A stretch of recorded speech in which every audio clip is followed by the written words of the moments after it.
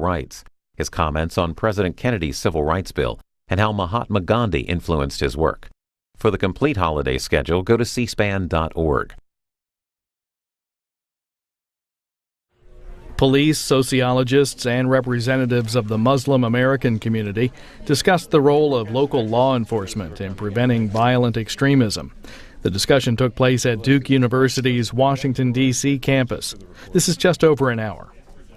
Okay, it is projected. Great. Okay, that sounds better. Yeah.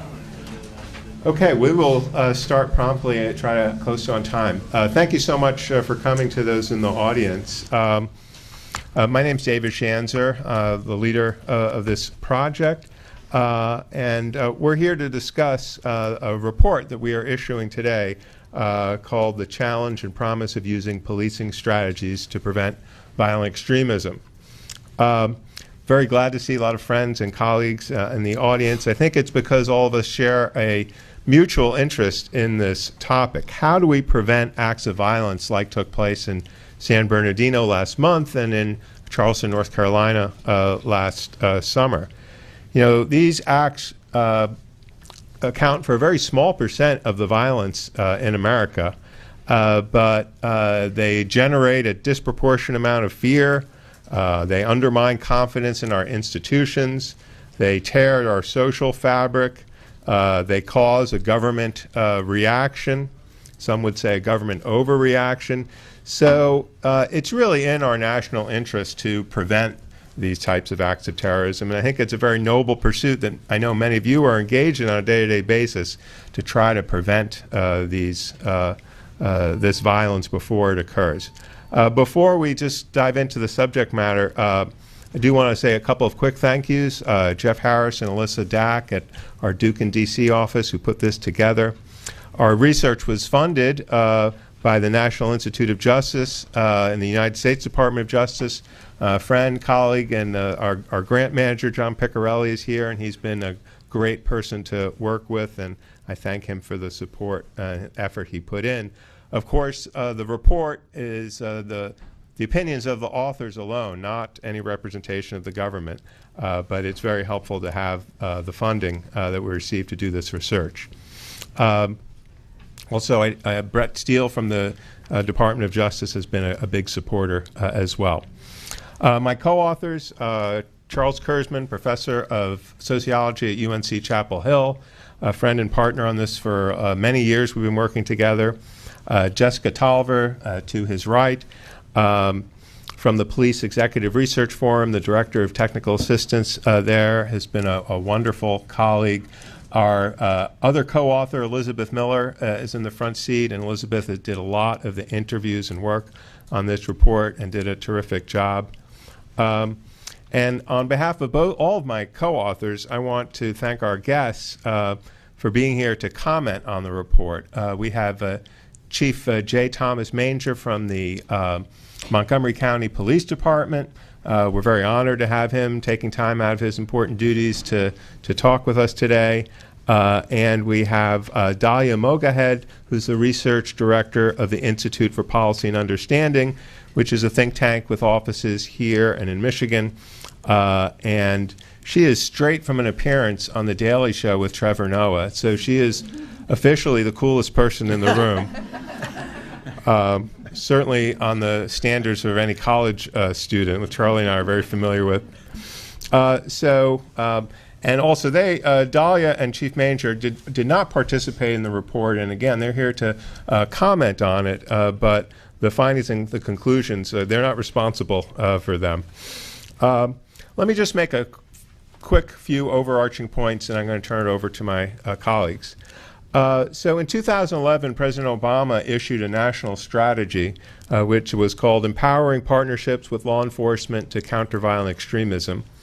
And really a key element of that strategy was to have police and communities build partnerships and together find ways to try to prevent these kinds of acts of violence. So what our project did, starting many years after the strategy was issued, was really to try to assess how this concept was being implemented in the field by local police departments, and also how the communities that were going to be partnered with how they were responding and what they thought about the policing efforts to do outreach and engagement. Now, we're well aware, and all the authors are well aware, that there are multiple forms of extremism in the United States. Extremism inspired by first Al-Qaeda and now ISIS, maybe both of them, and also extremism inspired by anti-government, racist, anti-capitalist, and other ideologies. So we fully understand that. Now, this project was focused primarily on prevention of Al-Qaeda and ISIS-inspired terrorism because, frankly, we found that this was the core focus of the policing programs that we were able to identify in our fieldwork. So what you'll hear today is about the results of our discussions with police about their efforts to engage with Muslim American communities and our focus groups with Muslim American community members in the 8 cities around the country. Now, you will see in our recommendations, we discuss that a lot more work needs to be done on prevention efforts with respect to the anti-government, racist, and other forms of extremism. And I'm sure we'll get some questions from you and some discussion from our panelists on this topic as we go along. So with those few framing comments, let me turn it over to Professor Kurzman. Thanks very much. Again, I'm Charlie Kurzman. I'm a professor of sociology at the University of North Carolina at Chapel Hill and co-director of the Carolina Center for the Study of the Middle East and Muslim Civilizations. I'd like to say a few words about the methods that we used for this research project. The first method was a survey conducted with the help of our partners at the Police Executive Research Forum of 382 state, county, and municipal law enforcement agencies. We were able to get a response rate of over 70%. We got a huge portion of the large municipal agencies around the country and a good number of state agencies as well, covering, all told, 86% of the United States population in their cumulative jurisdictions. We asked them a series of questions, including what forms of community engagement were they involved with in the prevention of violent extremism, and found that more than 3/4 of these law enforcement agencies were engaged in at least one form of community outreach in this area. Among the large municipal agencies, the percentage was even higher, almost 9 out of 10 of the agencies that responded to our survey. We followed that up with in-depth interviews with law enforcement officials at 19 agencies around the United States, as well as with field visits to hold focus groups and interviews with Muslim American community members in 8 sites around the U.S. and 5 site visits for conversations with law enforcement officials. What we found in these conversations is a fair bit of mistrust between some community members and some members of law enforcement. But we also found numerous models of community partnerships, such as a sports league in one city where young Muslim Americans saw police officers as coaches and mentors. In another city, officers were working with Muslim shopkeepers who had concerns about theft in their neighborhood as a problem, their criminal problem. In another area, there was a volunteer project where law enforcement officials in their free time partnered with a local mosque to clean up vacant lots in the neighborhood that were being used for criminal activity. And police officials and community members got to know one another through this activity. In another area, we heard about a relationship with the police that helped put mosque members in touch with the social service agency in order to help a homeless member of their congregation who needed assistance. And that personal relationship with law enforcement turned out to be a really useful avenue to find out what kind of services would be available.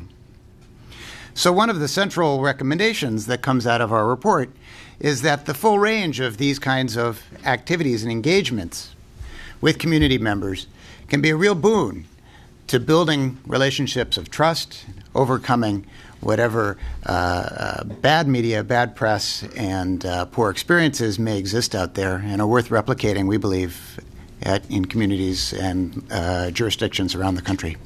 Thank you. Turning over to Jessica. Hi, my name is Jessica Toliver. I'm with the Police Executive Research Forum. I am the Director of Technical Assistance, and for those of you not familiar with PERF, we are a research and membership organization. In addition to research, we provide management services, technical assistance, and executive level education to support law enforcement agencies. So I'll try and keep it short. They've given you a lot of background. I'm going to talk about the site visits we conducted. Based on the survey results and the 19 agencies we spoke to on the phone, we chose 7 sites to travel to, spend a few days there, and we spoke with the executive of the agency, the supervisors, the line officers, and the outreach and engagement team members, as well as the community members that they worked with. And for each of these agencies and folks we met with, we signed a confidentiality agreement because we think it was very important that they be able to speak frankly with us, so we could identify not only these promising practices, but also the lessons learned. We wanted to know about the missteps as well, so we could help inform other agencies looking to implement these similar programs. So the key findings based on these site visits and conversations, first is that it has to be a whole community approach. This means that the outreach program actively engages with all subsets of the community, not just a particular group.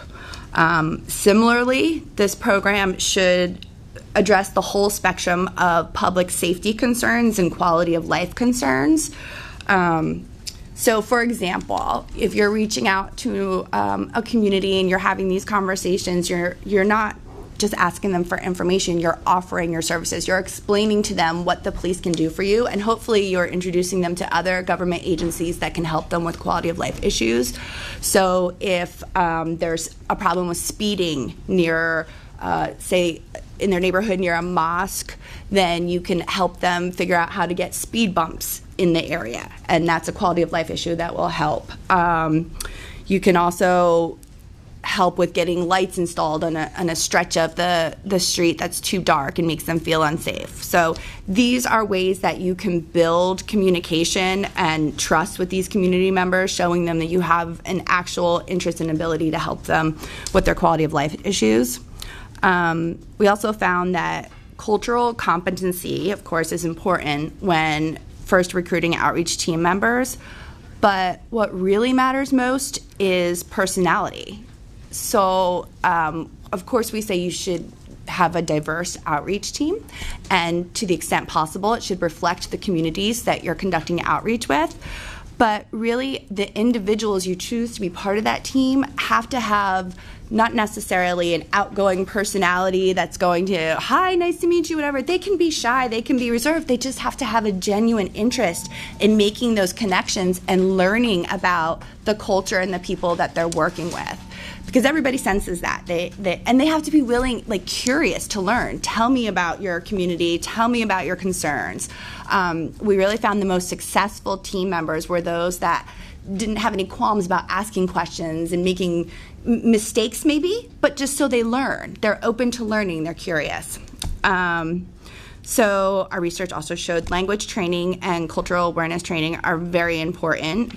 Some of the lessons learned for cultural awareness training, we met with an executive whose first attempt to engage the community was to host a town hall and invite Muslim Americans from a subset of their community to attend. And as an icebreaker, they decided to bring their bomb-sniffing dog.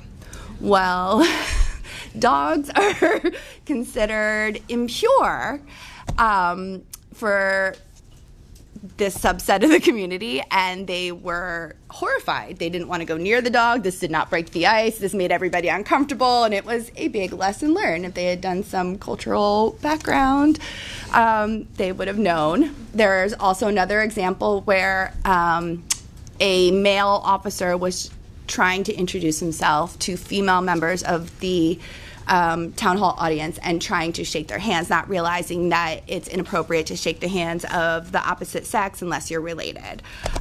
So, little things like that make a big impact if you have some sort of cultural awareness. And a great way to get that awareness is not only through research, but connecting with leaders within that community. They are happy to give you that information and share with you, like, when you approach people, this is what you should do, this is what you should say.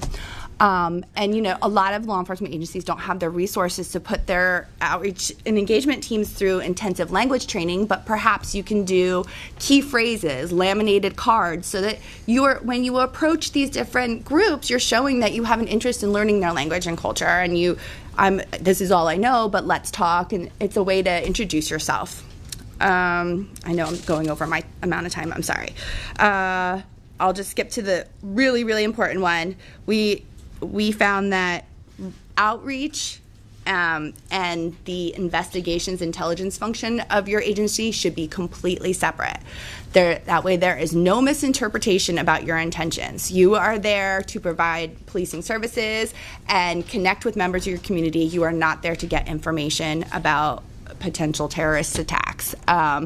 Of course, if you build that relationship of trust, you may at some point have a community member come to you with concerns. And it should be clear what your role will be, who you will give that information to, and then you will be, as a outreach and engagement team member, completely removed from any next steps. Okay, that's the biggest one. Thank you. Chief Manger. Thank you, Jessica.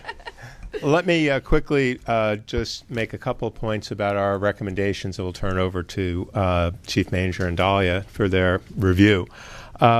Jessica outlined a lot of the recommendations that are in the executive summary that you all have with you relating to what we recommend for policing agencies. Obviously, we recommend that they follow these promising practices. We also made some recommendations relating to the federal government.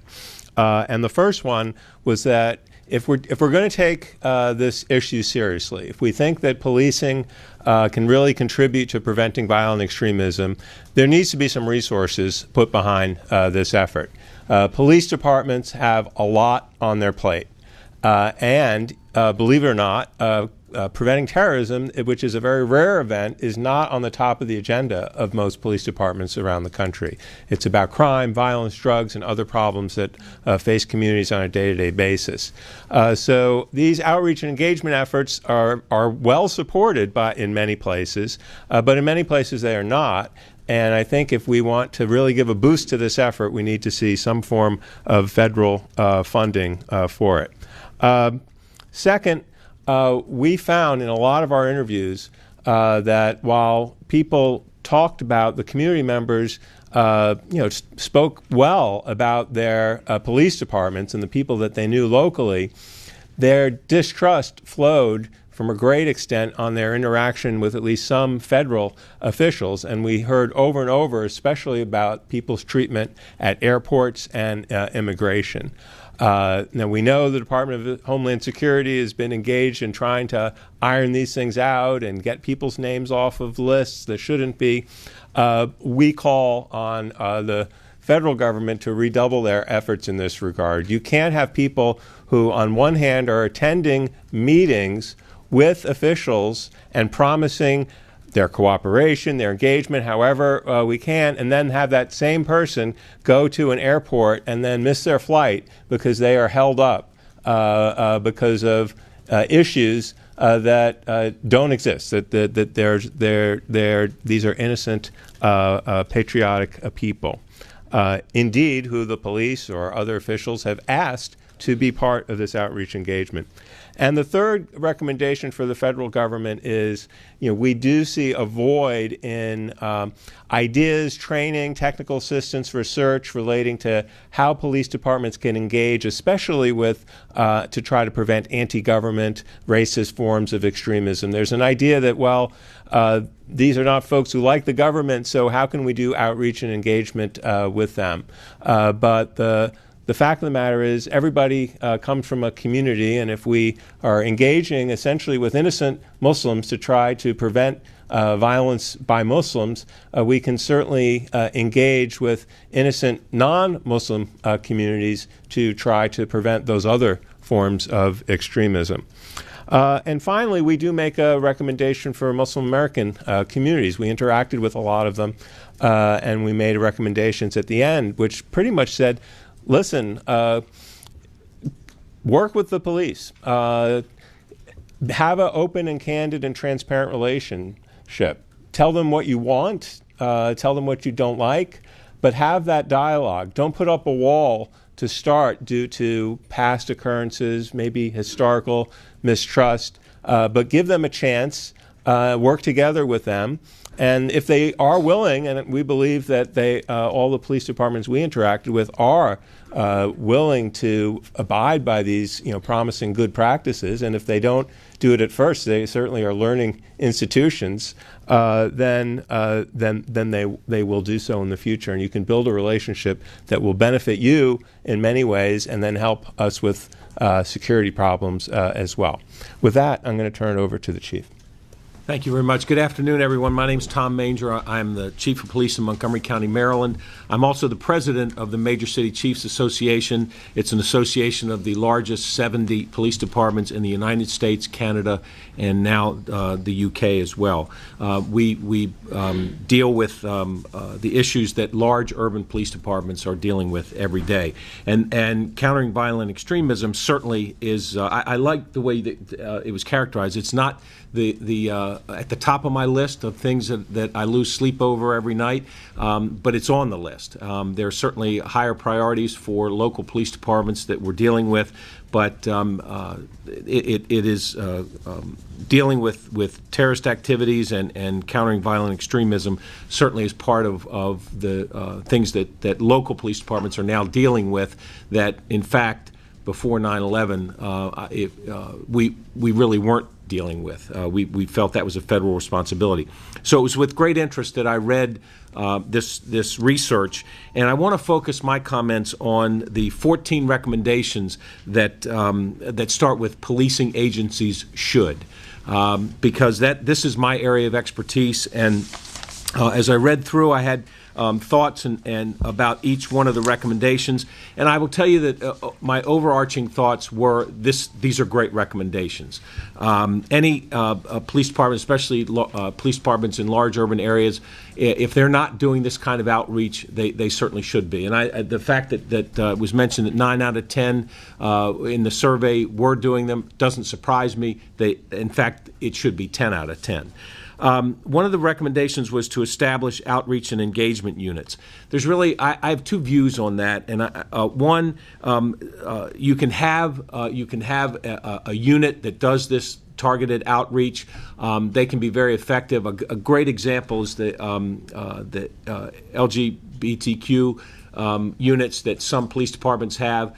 The fact is that my view has been that every police officer that I have, I want doing outreach and engagement activities. And if you just create a unit that says, okay, we're going to have this unit that deals with a specific segment of our community, then sometimes the rest of the department feels like, well, we don't have to because they do that. We don't have to do that. The fact is that a lot of police departments take the view that they want every single one of their police officers to be engaged in community policing, and part of that is being engaged in outreach and engagement with all of the segments of our community.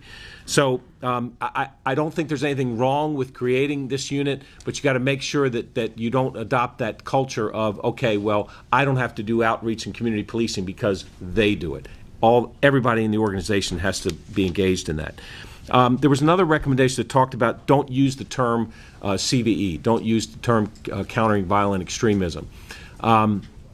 I think that you can make arguments on both sides of that issue as well. On the one hand, I fully understand why that recommendation was in there. You don't want to have your outreach and this effort to be seen as anti-Muslim. You don't want it to be seen as anti-anyone in particular. The fact is it's anti-crime.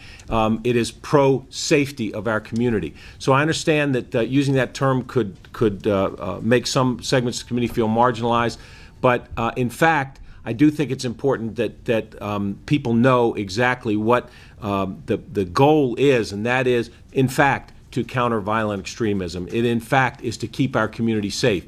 Violent extremism is not, as we all know, no one thinks that this is targeted and strictly targeted the Muslim community, that countering violent extremism has anything to do with only Islam. The fact is that the 50% of what we do is you can look at the sovereign citizen movement that's ongoing, white supremacy. You can look at gangs in general. All of these things can fit nicely into this CVE basket. So again, I think you can make arguments about whether or not that recommendation is critical or not. Addressing basically an all crimes approach, that this is not strictly targeting any one type of crime or any one type of criminal activity is important as well. And I think that goes to that recommendation is good in that it makes sure that the community understands that we're looking at everything. We're not, again, just targeting one specific group or one specific type of activity. There's a recommendation that talks about making sure that you separate the outreach from the intelligence function. And I think I could name some police departments that got in trouble and sort of ran afoul of this concept. And one of the responsibilities of a chief is to make sure that there is that firewall between the outreach activities and the intelligence activities. So that's an important recommendation, and one that needs to be taken seriously if you don't want this whole effort to collapse. Because once someone is able to see that Jesus outreach activity has resulted in nothing but arrests, and all of a sudden it becomes questionable as to the credibility of what this outreach activity is really trying to accomplish. They talk about having a diverse workforce within a police department. That was one of the national conversations that came out of Ferguson, is that what does the police department look like? Should they reflect the and they should, in fact, reflect the diversity of the community that they're serving. And so that's obviously an important issue for all police departments, to make sure that we're reflecting the diversity of our community. Cultural awareness training, that's got to be relentless. So you start in the police academy with new recruits, and that cultural awareness training needs to continue throughout a police officer's career. I don't claim that my cops are experts on every culture and that sort of thing, but you've got to have enough of an understanding that you don't have a situation where I'm knocking on a door, and this happened to me, where I'm knocking on a door to serve a warrant, and a Muslim woman answered the door, and I said I had a warrant for an individual, a member of her family. She told me he wasn't there. And I said, and normally what police would do is say, well, I've got a warrant, can I come in and look around? I said, well, can I look around? She said, no, you can't come in. And I realized, it kicked in right then, okay, she's here by herself. And so I sort of, well, when can I come back? And she told me when later on, when people would be in the house.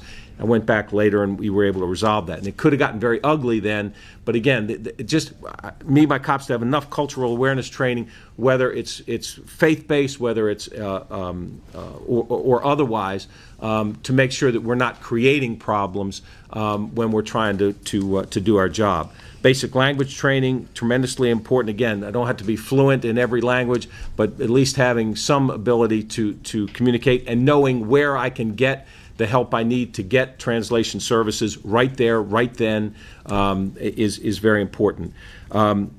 Outreach to the immigrant communities is tremendously important. I police a community that is majority and minority. We're also 1/3 of our residents were born in a country other than the United States. So outreach to immigrant communities, again, it has to be a relentless activity. That's a great recommendation.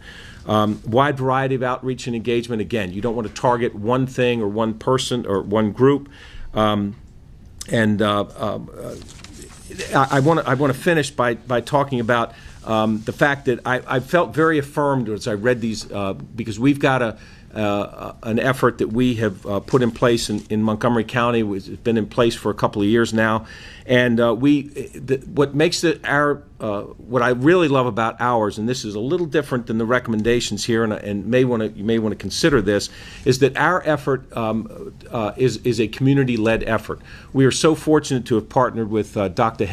Dr. Hedi Amiramati, and WORD, the World Organization for Research, Development, and Education, that we have got a faith-based effort where we have individuals from every faith, 60 or 70 people strong, who have led this effort to educate the community. We've got the schools involved, and basically what we do is we're looking for folks that through their behavior have some caught the notice of a school counselor, a school teacher, a parent, a family member, a friend, and because of some of their behavior, there's growing concern about if they're being radicalized. Or if they're headed down the wrong path in terms of their activity. And we are working with the faith-based community to intervene in these folks' lives, as typically young folks, to intervene in these folks' lives and try and get them back on track to make healthy decisions. We've had a couple of cases that have ended up coming to the police department because there has been criminal activity involved. But the vast majority of cases that we intervene in long before it becomes a criminal case. And so this is a community-led effort. Police department is a strong partner with this effort, but it is a community-led effort, not a police-led effort, and we believe that's why it's been so successful for us in Montgomery County. Thank you. Chief, thank you so much. Dalia. Great, thank you very much. I'd like to open by saying that I think that both the findings and the recommendations of this report really take us forward and are an enormous improvement on the status quo and on what many people are experiencing. So I support the effort that was made, and the recommendations really are a step forward. I want to start my remarks just by kind of making an observation, which is I think the report makes the case that it's not just programming but also intentions, that the community wants to be seen as a group of citizens, not a pool of suspects. I think that that's really important, and everything has to start from there. And and that's why this idea of a whole community and so you're not just focusing on Muslims, you're focusing on all communities that are at risk of extremism or radicalization, and you're not just focusing on the CVE aspect of public safety, which we keep hearing is it's actually among the more rare issues that are happening at the local level, and there are other things that are much more likely. And that's often the response of American Muslims is, yeah, we're worried about our kids joining ISIS, but we're far more worried that they're on drugs, that they're getting, that they're looking at porn. I mean, so the issues that are actually happening and the frequency of them are so far removed from what seems to be the conversation all the time when it comes to American Muslims. I had a question, though, is why isn't our national CVE strategy reflective of the realities on the ground? And I never get an answer, a really good answer to that. If the realities on the ground is that other forms of extremism are more likely than ISIS-inspired extremism, why is the CVE strategy at a national level only focused on ISIS-inspired extremism? Why isn't there a national security strategy for these other types of extremism with equal levels or proportional levels of funding and resources at the local level? I want to briefly talk about some of the details of the police training recommendations. Again, I support the idea of cultural training and cultural competency. I'd just like to add, though, a few thoughts to those excellent recommendations. Language is of course a great thing to have, but it would be unrealistic to expect every police officer, of course, to know every language. But what would be probably even more important is to examine the kind of training that police officers and law enforcement in general are getting. So we know that there has been an unfortunate number of cases of incredibly bigoted and Islamophobic material that law enforcement is being exposed to, that is actually the problem isn't not having training, but having training that's very biased. So I think I was surprised that I didn't find that in the report as a really important red flag. So where is the training coming from, and to make sure that it's reputable and accurate. The other piece that I didn't see enough of is a call out of the fact that radicalization actually does not occur in mosques. This is just a fact. So if we look at all of the very high-profile cases of American Muslims and radicalization, they did not get radicalized in their local mosque. So we are engaging local mosques. I think the implicit assumption is somehow that's where it's happening. It's really important to understand that it's not where it's happening. A lot of these cases, they are being kicked out of their local mosque, which maybe is another problem, but it's actually what's happening is they're being excluded or being kicked out or self-selecting to leave because their perspective is not in line with the majority of the community members. So they're getting radicalized mostly either overseas or online, where they're able to, they're either getting exploited that way or they're able to find like-minded people that they're not finding in their community with these radical views. So by engaging the local mosque, are we kind of going to where the problem is? Maybe we need a much stronger cyber security strategy than just simply a community outreach strategy. Where is the problem coming from? It's not in the local mosque, so maybe a different strategy is needed. And then two other recommendations in general that are not covered by the report directly. One regarding media and one regarding definitions. So what I think you must have heard from Muslims, and I think it's been referred to, is this idea that the community is stigmatized in the media when there is an arrest or when there is a suspected activity, and it's all over the media. It's likely not even just a local story, but a national story, and the equivalent amount of media is not afforded to anyone else who might be arrested, and so they're not really sure who to blame. Some of the blame goes to the media for only selecting those stories. So I just recently read this buried article. I was shocked by this, but that last August, a group of people were charged with 99 years of prison for what the federal government, what the FBI called weapons of mass destruction that were targeting mosques, and they also wanted to kill the president. And they're getting 99 years in prison for this attempted crime, and none of you have heard of it. And neither had I until I read this article somewhere in this obscure website. And I was so unsure that it was true that I actually clicked on the link and found the actual FBI, reference. So this is an actual story. This is true. I didn't make this up, and it's not, a hoax.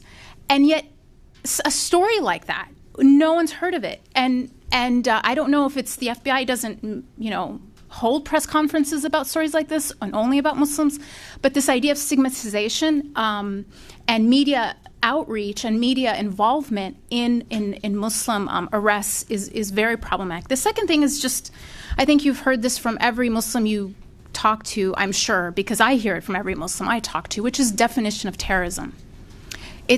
I will voice this frustration on behalf of so many people. What gets called terrorism is not being, this definition is not being applied consistently or even close to consistently. And I think that this is a very important issue when it comes to community engagement. People, I'll make this case. I don't think there's a community in America that is more interested in preventing violent acts in the name of Islam than the Muslim American community. They are hurt by it in every possible way. So there is not a lack of interest in preventing these things, but there's all these other obstacles to engagement on this because of all of this baggage around stigmatization, around inconsistency in engagement, and inconsistency in definitions.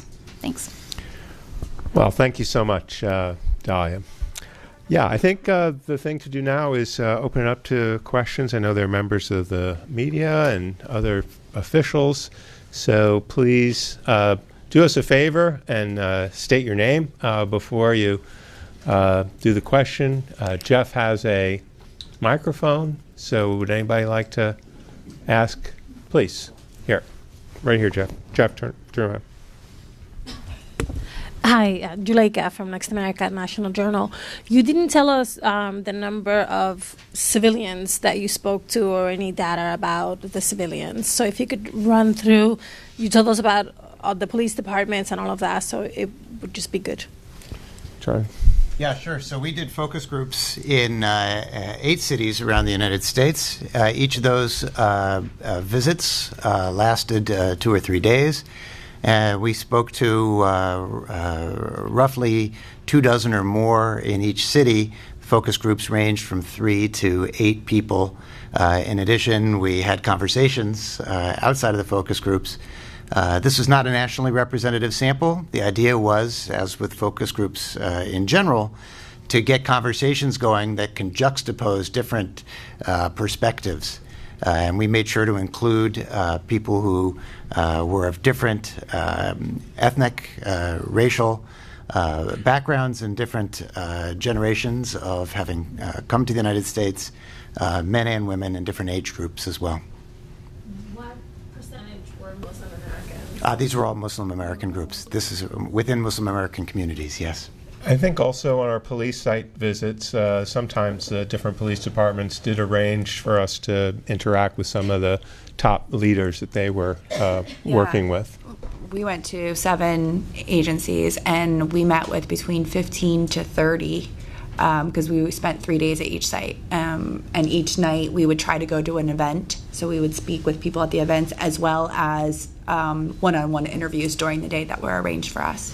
And I do want to say we saw a lot of the things that Dalia mentioned. Not everything could make it into the report on policing, but a lot of those themes we certainly heard. And I hope if you go back and actually, the report is lengthy, but if you look at some of the quotes that we pulled out, I think you'll feel the passion that we experience in talking to community members about a lot of these issues. Please.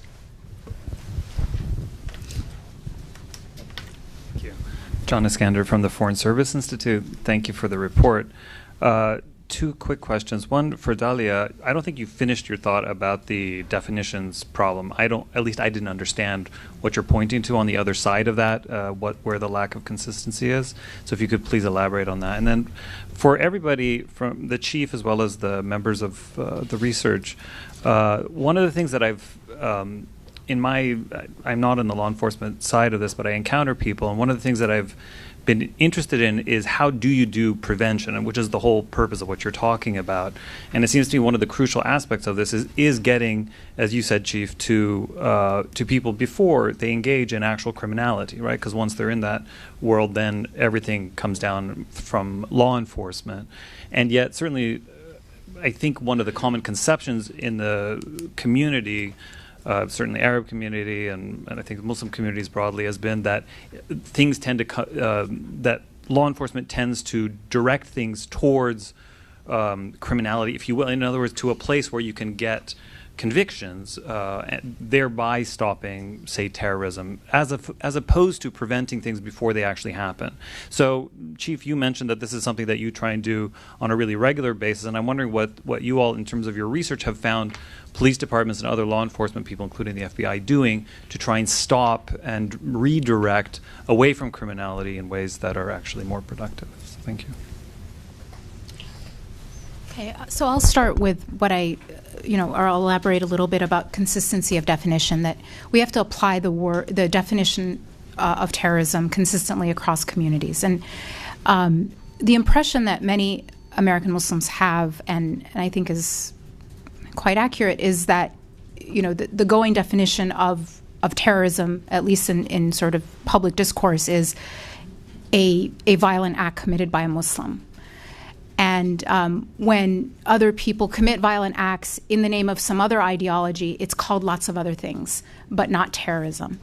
And it's not just about PR. It's really actually much more serious in my view, because convictions and jail time and things like that matter in terms of how it's defined. So there was a case in, I think, 2002 of a man who had the intention, he had blueprints and a manifesto, and the police found it in his apartment because his wife called the police because of domestic abuse. So totally separate thing. But they happened to find all this, bomb-making material. He had the plan to bomb like 40 mosques in his area in the name of a specific ideology.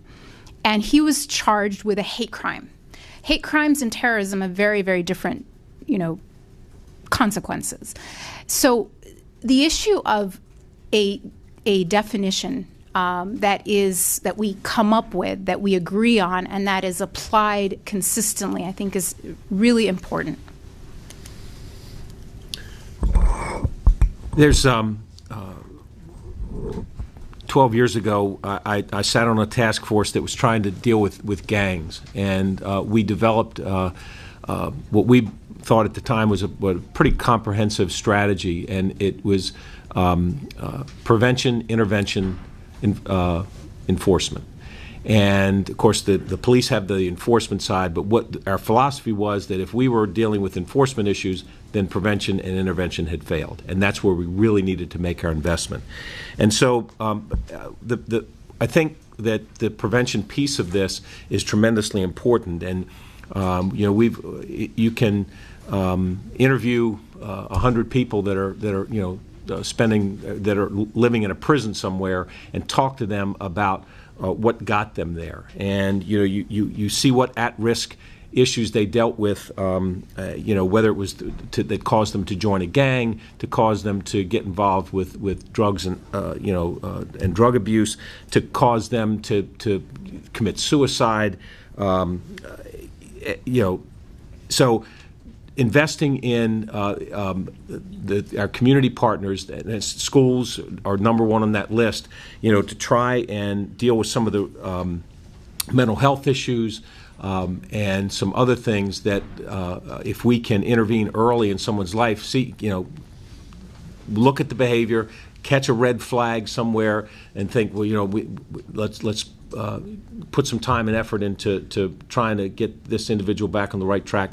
That's for us. That's what prevention's all about, and that's where we really want to invest our resources. And police don't play as big a part in that, but we have a big stake in it. So we're willing partners to do whatever we can. Let me just quickly comment on some of the interviews that we did. All the different police departments we spoke to said, "Hey, we would love to have a developed infrastructure to deal with intervention." People who seem like they have adopted possibly a violent ideology but haven't committed a crime yet, or maybe have even done some precursor kinds of things, but they don't feel like they have to charge them, that they could be diverted to try to turn them away for violence. And that's been done in other areas of law enforcement, certainly. But even in some of the departments where been working on this for a long time, that's still very undeveloped. And those are not going to be government programs, as the chief said. To have that community partner that provides that kind of programming and has resources that can be turned to, that's what police departments really need, and they would love to see those things develop. But I think the programming needs to be done at the community level, and then there has to be partnership with the police department, so there can be the right people can be diverted. And then the whole point of our report is, for that whole system to work, you really need trust and relationships. And if those don't exist first, then this more advanced step isn't going to be able to work yet. Just one quick thing. To echo what Chief Manger said and reiterate some of the things that have already been said by the panel, we did meet with some agencies that had developed partnerships with other government agencies in the county. And after building those relationships of trust and assessing the needs of some of the community members, they would connect them to appropriate people within the community, like social workers, or help them get food stamps or reduced fee bus passes or language assistance. And these are forms of prevention because they're helping the members of the community feel like they're part of the community.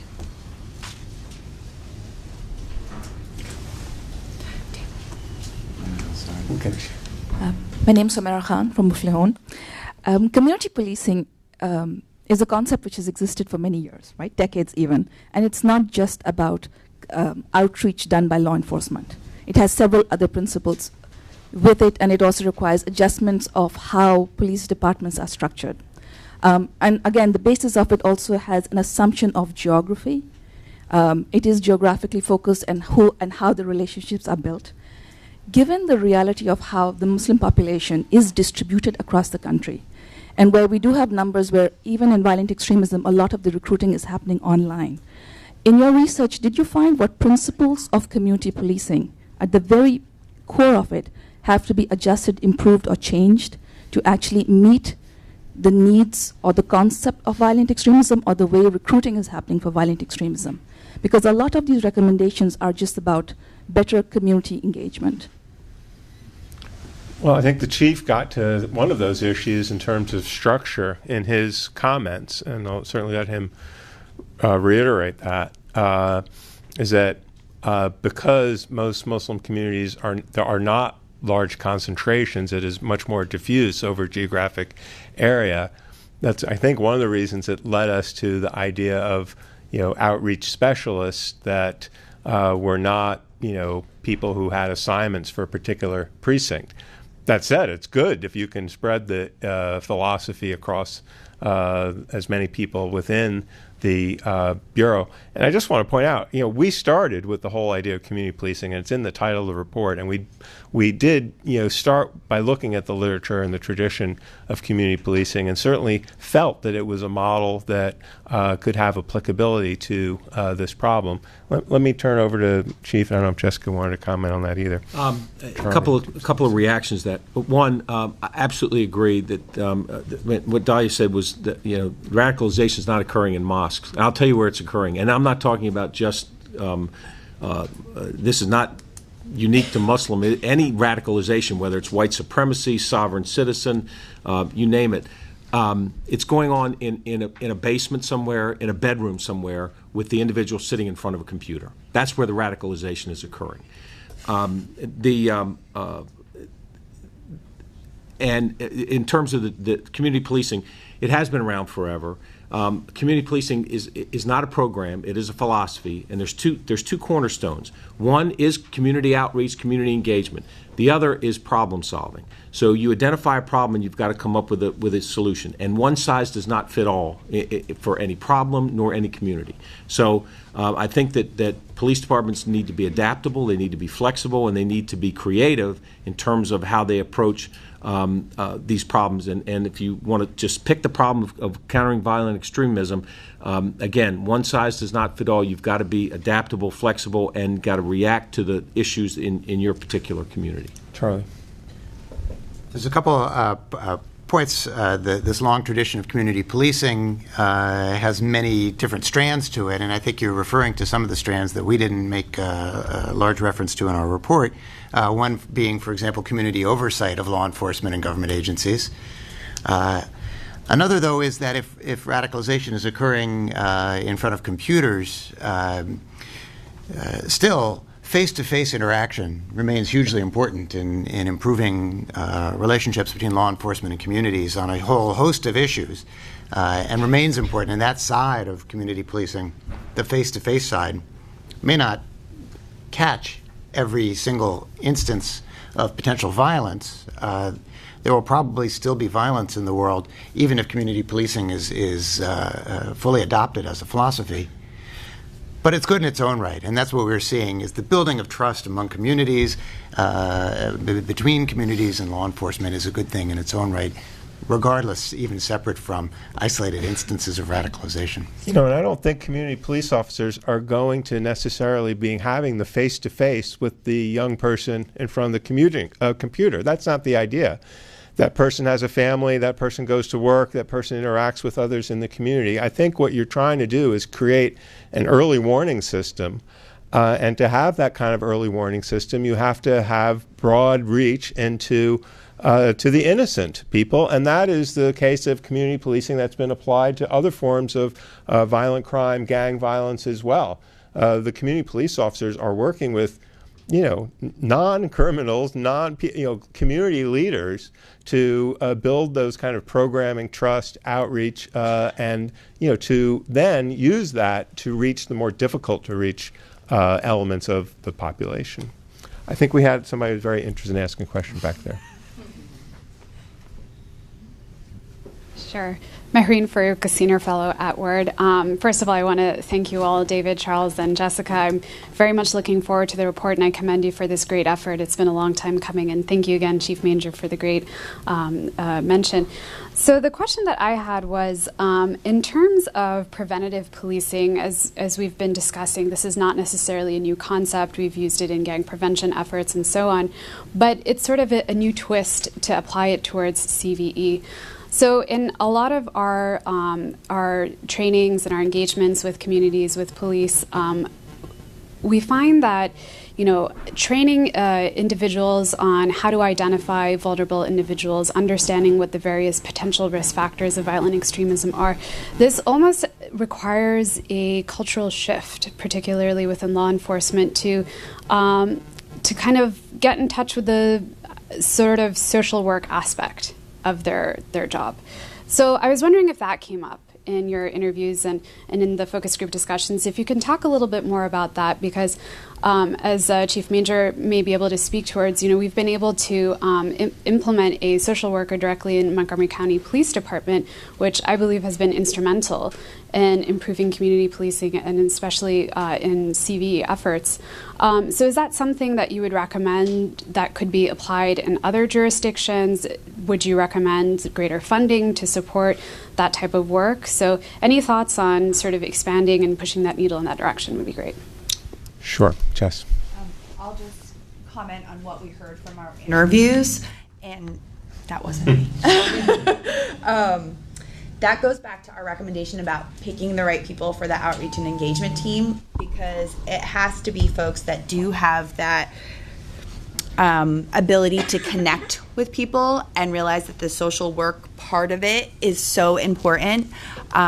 This is not the crime-fighting police officer who wants to go arrest people. This is the officer who wants to engage and connect with folks, learn about different cultures, different religions, is naturally curious, and also willing and able to connect individuals to the different organizations I was talking about, the different county agencies or community organizations that can offer the other social services that they are in need of. So yes, we did hear that, and yes, we think it's important for if you're creating a specific outreach and engagement team. We can just bolster that, because Jess and I were on the same interviews. I mean, we asked that very question, that very terminology came up. And we asked them that sounds a lot more like social work than police work. And what they said is, absolutely. Mm-hmm. And what these folks who do this on a day-to-day basis, they're interested in solving problems. And whether the preference is to solve a problem without using the criminal justice system. If that's necessary, they're more than willing to do it. But they admitted fully, and that the people who do this really like trying to solve those problems. I mean, that is what they are doing. But they admitted that is not necessarily the culture that pervades either in their entire department or in law enforcement in general, but it certainly does within some. And so I think that attitude is really what's needed to get a handle on this particular problem. Chief, did you want to follow up? The only thing I would say is that because there is so often a mental health component to many of these interventions, that having a social worker actually within the police department has just been invaluable. It's just... Can I just add one? Yeah, sure, of course. I really wish that everything you just said would be broadcast nationally and everyone would understand this. This idea that there's a mental health component is never discussed. It's like I joke sometimes that, we think there's no prevention for mental health, but in fact, being a Muslim makes you completely immune. You cannot be mentally ill if you're a Muslim, according to the public discourse. So to understand that there's all kinds of complexity to where people go wrong, where people become radicalized, I think is essential. The second thing is this idea of where and how people get radicalized, that it's closing down mosques is how you increase radicalization, not how you decrease it. So we'll take a couple more questions, and then we'll try to answer them all at once. Then we will finish up. So let's go over to Mike, and then two people have had their hand up in this row, and we'll try to answer those all at once. So if you could keep it to one concise question, that would be great, because I did promise try to end as close to two as possible. Right here, Mike. We'll be right there. Jennifer Bellamy, ACLU. My question is, are there consequences to being identified as in need of prevention? And also, what are the criteria for determining that a youth is at risk and in need of prevention? Okay. Mike, behind you, Mike Sherman. And mine actually follows up on that, which is, number one, what are the criteria by which somebody gets referenced? And for Chief Manger, what would be the criteria that would have you say this goes to social work and this goes to the police? Okay, sorry, Jeff. Two folks over here had their hands up for a while. Thank you. Aisha Rahman with Karama. I have just a quick question. I'm heartened by this discourse of broadening definitions and kind of saying that number one, there are a lot of other issues besides what we have come to know as CVE that our communities are dealing with. And secondly, what Dalia was talking about is how are resources allocated.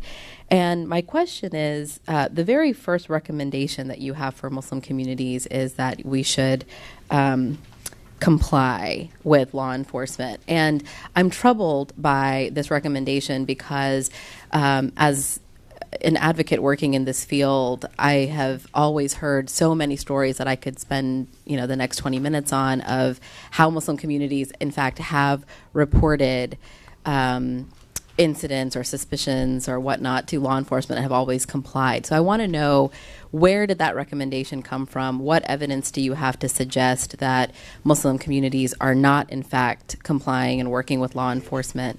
And I'll leave it at that since.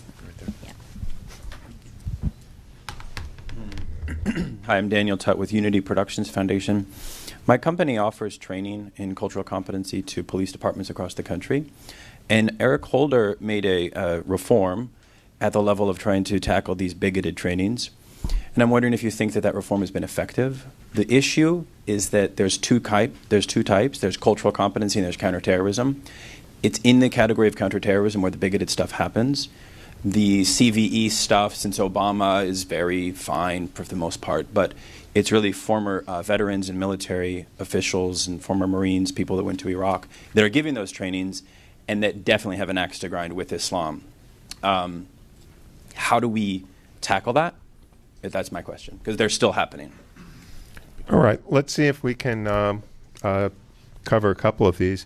I'm just looking at the recommendation. The first one for Muslim American community says engage with police departments to address public safety and other core concerns of the community. So the comply, I was surprised because that's not the kind of language that we generally use. And Charlie and I have been doing research and talking on this very point. And he's compiled lots of data about the number of tips and all that have been provided to Muslim communities to identify individuals and stop plots. So I think Muslim Americans are really the part of the solution, and we've talked about that many times. So maybe we can talk afterwards if there's some language difficulties if it wasn't intended. On the training point, we do talk in the report a little bit about training. Didn't make it, and that part didn't make it into the recommendations. There is just a little bit of almost a cottage industry, as you mentioned, and we do talk about in the report. I'm sorry it wasn't highlighted in the executive summary, but that's really on the chief of police. I would say Chief Manger can talk about that, but they've got to be very aware of who they are exposing their departments to, and understand that you can talk about the history and where this threat comes from in a realistic way without whitewashing it in any way.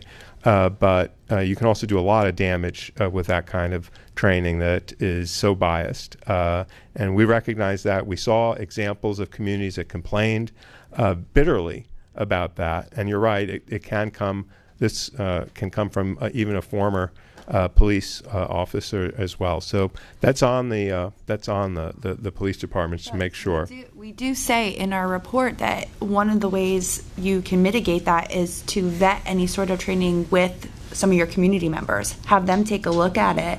I guess it just didn't make it to the executive summary, but that is in the report. Great. It is in there? Thank you. Great. Okay.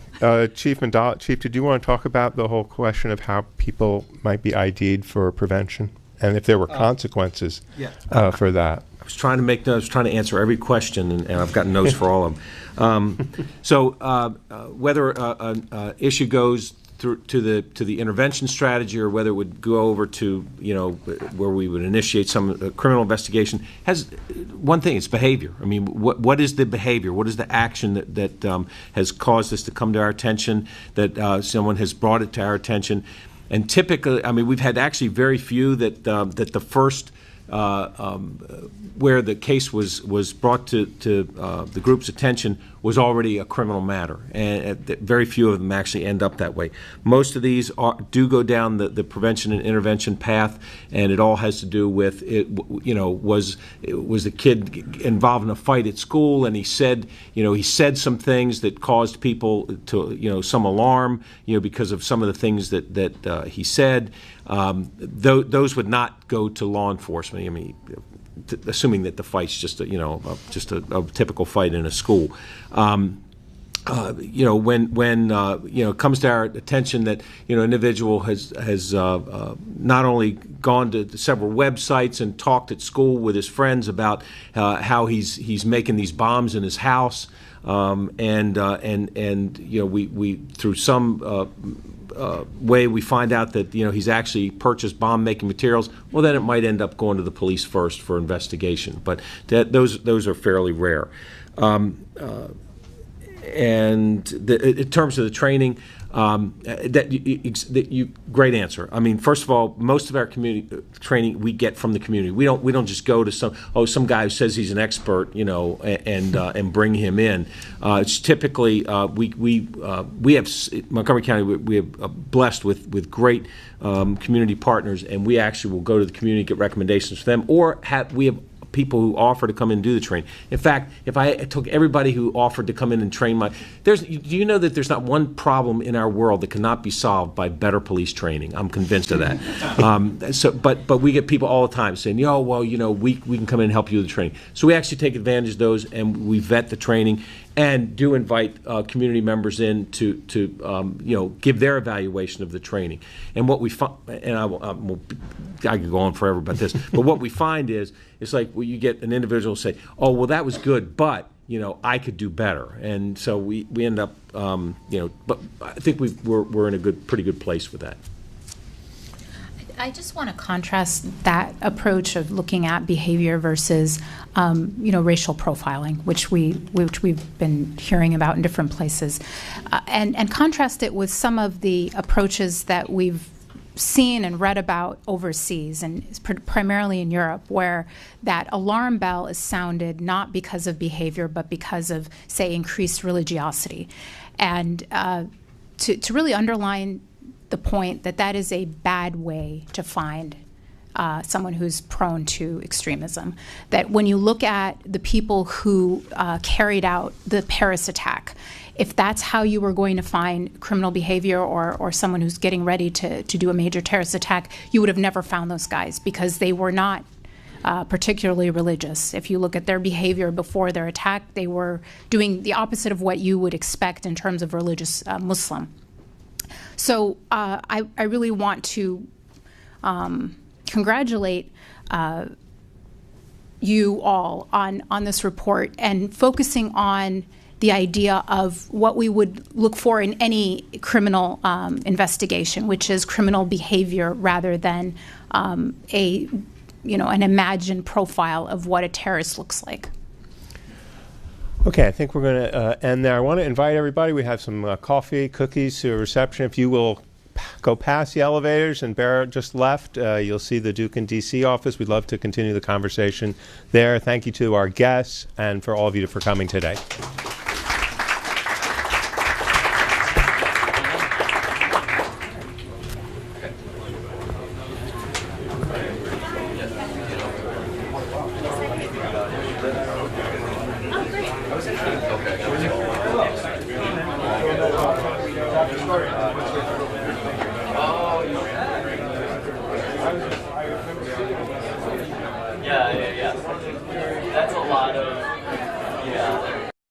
Sunday on Newsmakers, the director of the U.S. Citizenship and